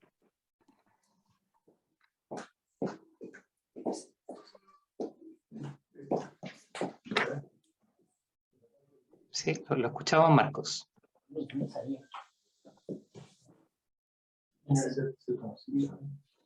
¿Viste? Me dio 2 veces y yo.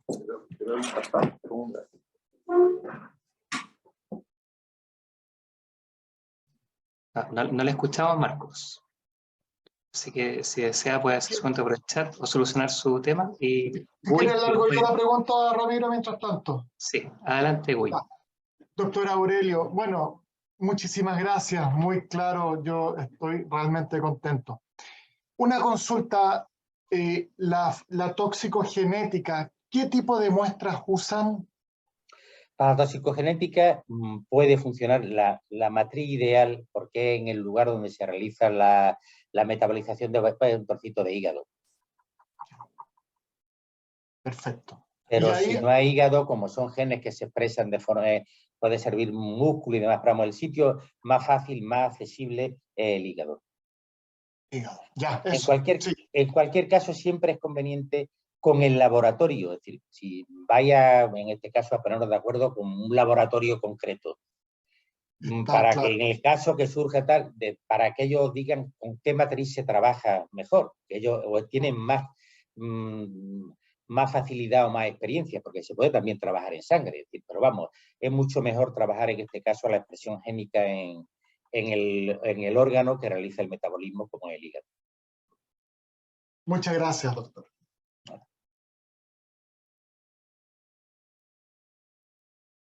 Vamos con la consulta de Carlos Espinosa, por favor, desde Atacama. Y me pregunta, ¿qué drogas facilitadoras de asalto sexual y supresión química se han encontrado con mayor, supongo yo, frecuencia involucrada en la actualidad? No sé dónde, porque aquí el contexto es muy variable. Yo siempre digo que la sustancia facilitadora que se encuentra con más frecuencia es el alcohol. El alcohol etílico, la bebida alcohólica, es la droga facilitadora con más frecuencia se usa y que está presente en la mayoría de las agresiones sexuales. Después, aquí viene un poco por oleadas. Es decir, durante un tiempo se utilizó el ácido gamma-aminobutírico, el éxtasis líquido, se ha utilizado la escopolamina y realmente en ese ámbito otras veces son las benzodiazepinas, otras veces se utilizan hipnóticos como el flunitrazepam, el Rohypnol, es decir, que es muy variable y aquí sí va por moda. Ahora, por ejemplo, durante mucho tiempo ha estado el tema de los famosos pinchazos Aquí normalmente lo que sí conviene recordar que desde el punto de vista práctico, el análisis que hay que realizar en un caso de una sumisión sexual tiene mucho que ver con la matriz que nos traigan y con la ventana de detección. Voy a poner un ejemplo. Viene una denuncia de una supuesta agresión, que los datos nos orientan a la asistencia de escopolamina. Pero hace 48 horas que se produjo Si en la sangre no vamos a encontrar absolutamente nada. Podremos buscar en este caso escopina o algunos de los metabolitos de la escopolamina en orina. Entonces, aquí tiene que ver un poco, en función de la narración y de las posibilidades de sustancias que se hayan utilizado, la ventana de detección y la sustancia.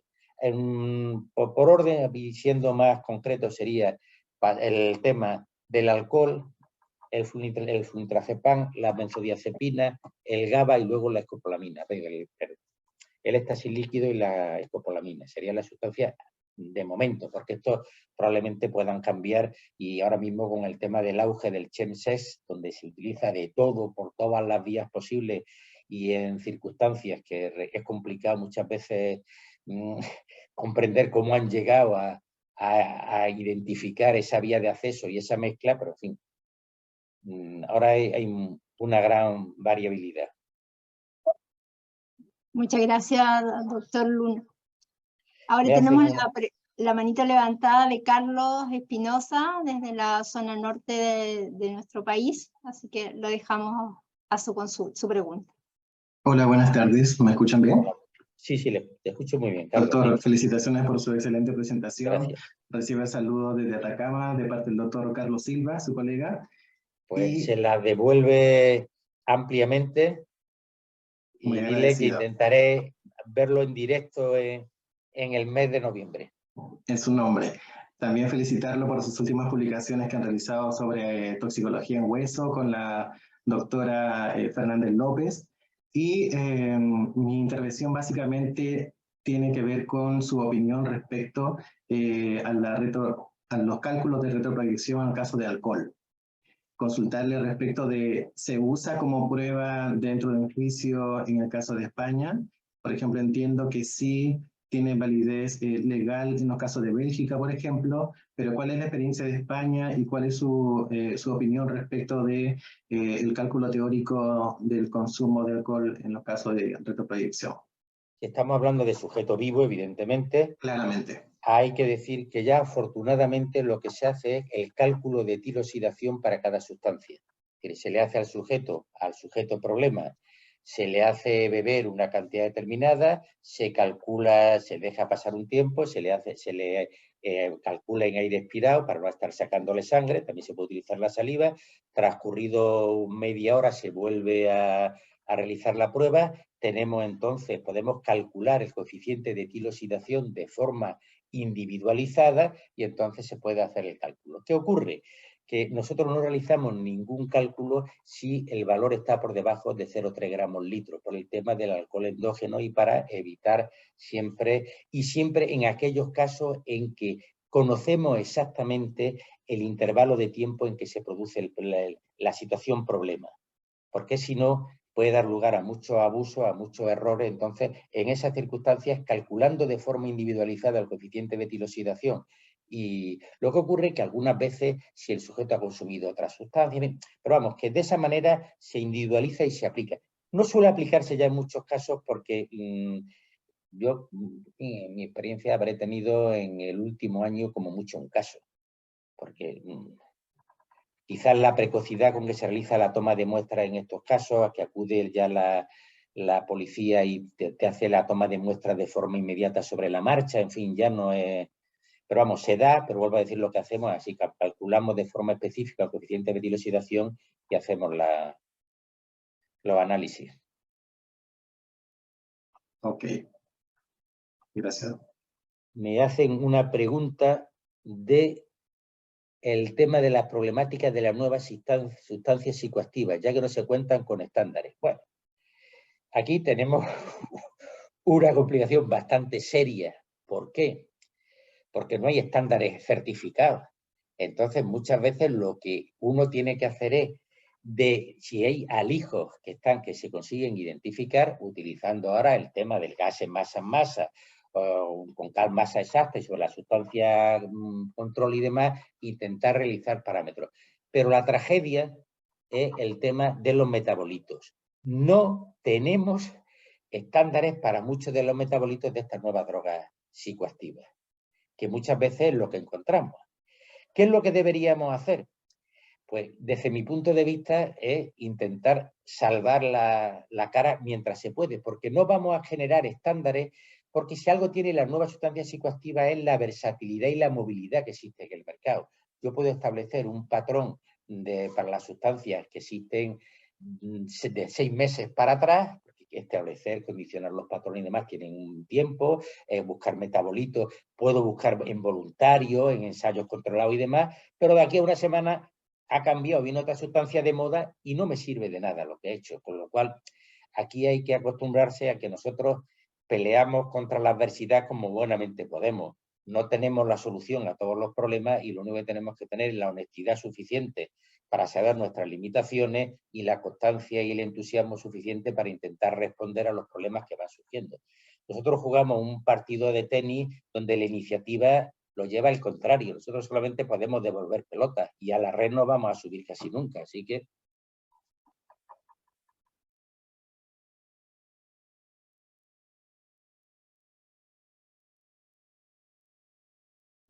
Muchas gracias, doctor. Muchas gracias, doctor. Nada. Quería preguntarle a Marco, que sigue, porque él hizo esa última pregunta que usted nos respondió, si quedó conforme con la respuesta o tiene alguna otra inquietud. Sí, muchas gracias, dijo él.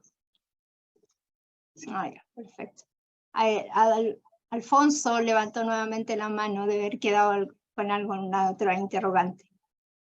Buenas tardes, doctor. Yo de nuevo, muchas gracias. Bueno, capaz que sea un ACE, no sé, usted me dice. Lo que pasa es que los químicos acá tenemos también una controversia cuando uno valida técnicas. Generalmente uno valida la técnica en sangre, ¿verdad? En la matriz sangre, que es la que estamos hablando, que es la vedette. Pero, ¿qué pasa si yo quiero cuantificar en hígado? En primer lugar, tenemos el problema de que conseguir hígado para hacer una curva, hígado blanco, habría que pedir un dilema ético a una donación de otro cadáver, que sabemos que no tenga el analito que buscamos. Y en segundo lugar, es engorroso estar enriqueciendo muestras de hígado para hacer una curva de hígado, ya que cuando presentamos los datos muy bonitos con resultados en distintas matrices, eso tuvo que haber pasado por unas curvas de calibración. En el caso, doy el ejemplo del hígado, pero podría ser otras vísceras. ¿Cómo resuelven ustedes ese problema? Esto lo tenemos muy sencillo, porque nosotros sistemáticamente, aquí la cuestión es de proximidad, y cuando hablo de proximidad no digo de proximidad física, sino de proximidad psíquica entre el patólogo y el laboratorio de toxicología.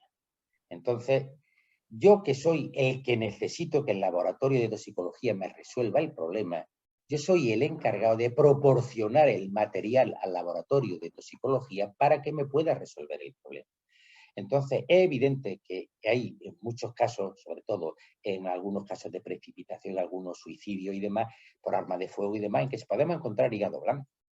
Y un hígado blanco, para hacer una curva de calibración, ojo, ahora no necesitamos una gran cantidad de muestras. Con 100 gramos podemos trabajar o con 200 gramos perfectamente, que no llega ni siquiera a un lóbulo hepático. Por ahí podemos fortificar la muestra, es decir, estamos manejándonos en una... Porque ya no es como antes, recuerdo cuando había que homogenizar 10, 15 gramos, extraer sobre 15 gramos. Las técnicas son de una sensibilidad que nos permite trabajar con muy poca cantidad de matriz. Y entonces no necesitamos mucho hígado blanco. Y además, una vez que se prepara, incluso podemos meter patrones internos, fortificarlo. Es decir, no hace falta que esté absolutamente blanco. Tenemos herramientas para poder manejarnos ahí. Entonces, yo creo que saludo al doctor Jorge López, que lo veo con su fastuoso pelo blanco y una magnífica estampa, pues, que con esas herramientas tenemos que manejar. O es que, vuelvo a decir, nosotros necesitamos estar en condiciones de dar una respuesta. No hay nada más frustrante decir, es que no he podido hacerlo. Si no he podido hacerlo porque no he tenido las condiciones ni los medios, vale, pero también hay que ser un poco proactivo en poder disponer de una batería de herramientas para poder responder problemas.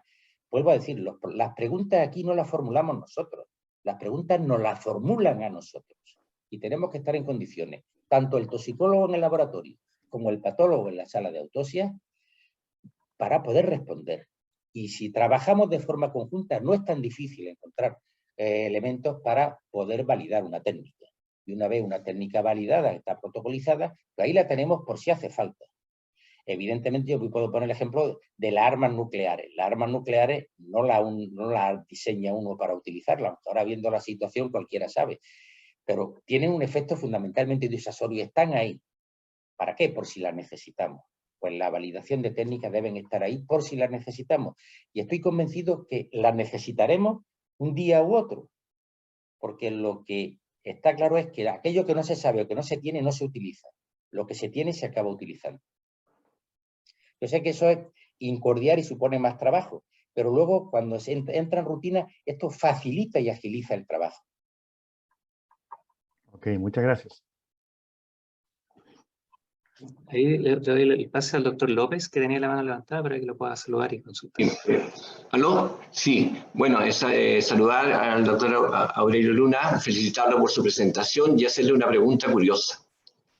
Meses atrás de la Fiscalía nos preguntaron, a raíz de aproximadamente 30 casos que habían ocurrido en el sector de un barrio universitario que existe aquí en Santiago, el ataque de algunas personas, especialmente a mujeres, que relataban que por contacto de piel se habían sentido a continuación de eso desorientadas.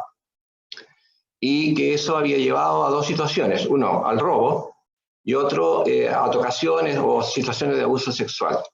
¿Eso es real? Hombre, hay sustancias que se pueden utilizar por vía cutánea, pero ojo, yo no me creo que en un contacto ocasional, en una superficie de piel expuesta, haya la concentración suficiente. Parches sí se pueden ponerse. Utilizamos parches de insulina, utilizamos parches de opiáceos desde el punto de vista analgésico. Es decir, que la vía cutánea se está utilizando, y perdón, en este caso la vía transcutánea. Ahora, de forma así donde yo tendría que darle un toque con un algodón, en función de una superficie expuesta que tenía que ser eficaz, tenía que estar limpia la piel, en una zona de piel fina, que tenía que ser en este caso la flexura del codo o la cara interna de los brazos. Porque si me dicen que la han hecho en la cara externa del antebrazo, donde el grosor de la piel es muy grande, o en la espalda, que tenemos un grosor de la piel excesivo, pues no me lo creo. Yo aquí recordaría que los que han utilizado la vía subcutánea y tienen muchísima experiencia escrita y demás eran las brujas.